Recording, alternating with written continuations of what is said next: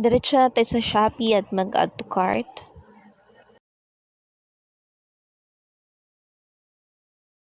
After nun, i-check out natin siya.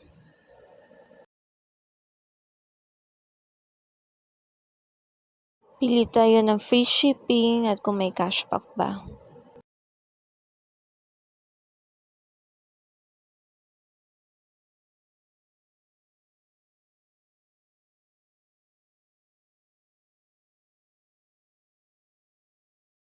Pili tayo ng payment option. Click e-wallet.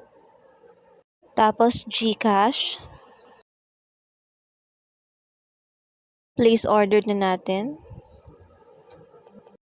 Verify email, tapos click pay. So, mapupunta na tayo ngayon sa GCash. Ilagay ang natanggap na code mula sa GCash number.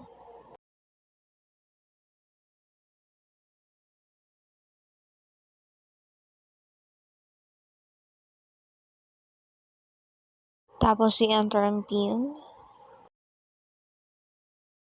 Click GCredit. Pay.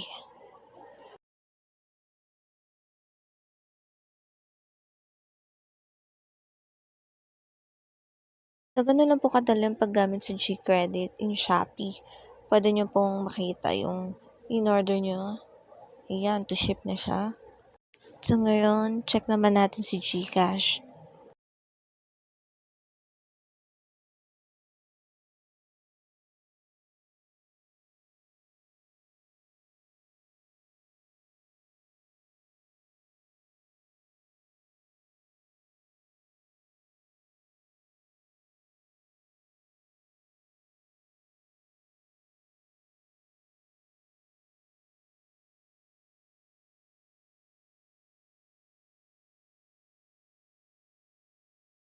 Punta na natin ang manage credit.